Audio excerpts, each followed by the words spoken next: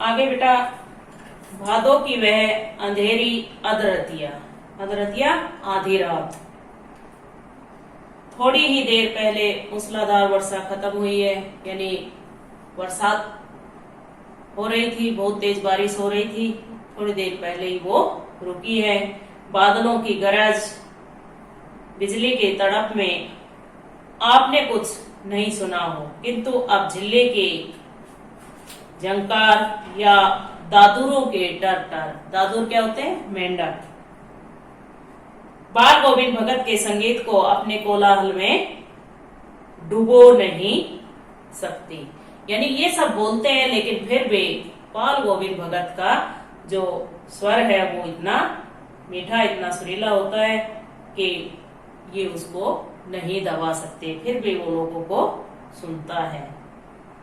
उनकी खंजड़ी डिमक डिमक कर बज रही है, वे गा रहे हैं, और उनके जो वो संगीत गा रहे हैं, उनका जो संगीत है उसका बोल है, गोदी में बेवा चमक उठे, सखिया चिहुक उठे ना। हाँ, पिया तो गोद में ही है, किंतु वह समझती है वह अकेली है, चमक उठती है, चिहुक उठती है।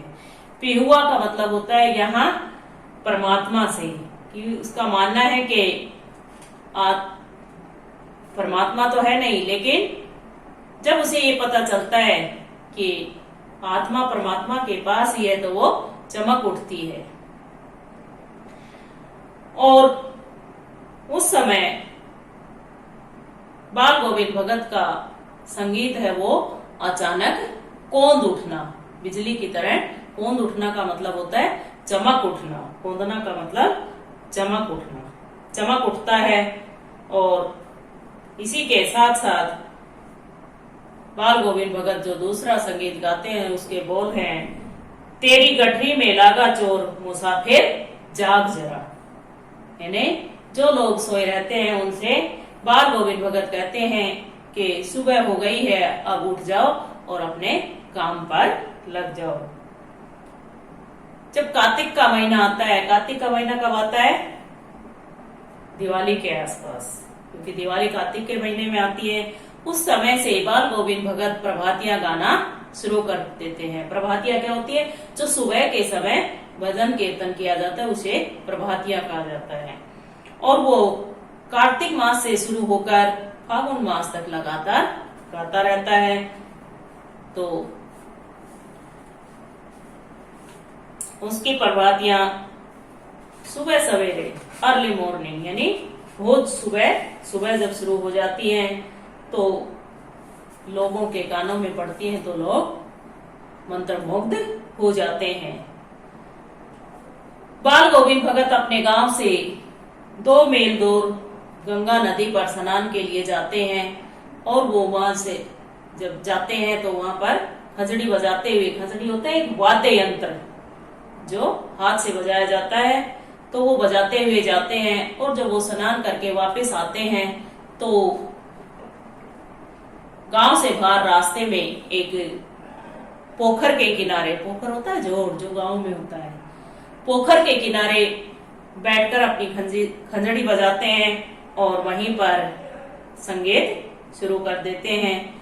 और उसके सुनने वाले जो हैं, उसके प्रेमी, वो इतनी भयंकर ठंड में भी वहां इकट्ठे हो जाते हैं। इतनी ठंड है वहां कि जब वो सर्दियों में जाते हैं तो दांत किटकिटाने वाले ठंड में भी वो लोग वहां इकट्ठे हो जाते हैं, और उसके साथ साथ वो भी गाना शुरू कर देते हैं।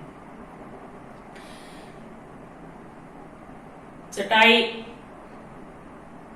पर बैठकर बाल गोविंद भगत काले कमले ओढ़े हुए अपनी खंजड़ी लेकर जब गाना शुरू करते हैं तो उसके मुंह से लगातार शब्दों का तांता लगा रहता है। तांता लगना मतलब लगातार एक के बाद एक शब्द लगातार बोलते रहना, ये इसका मतलब होता है तांता लगना, यानी निरंतर बिना रुके।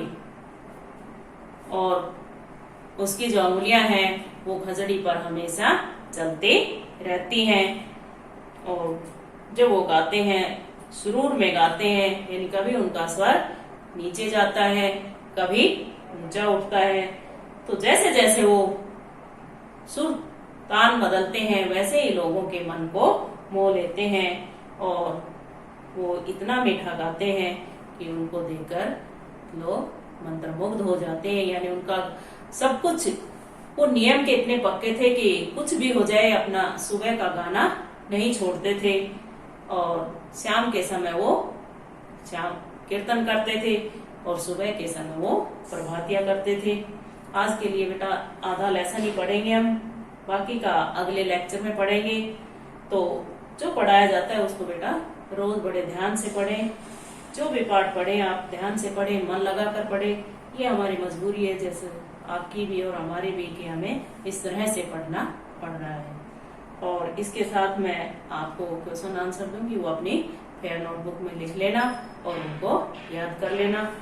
और पढ़ाए हुए पाठ को ध्यान से पढ़ें और हर पंक्ति से एक प्रश्न बनता है और उसका उत्तर स्वयं खोजने की कोशिश करें। धन्यवाद।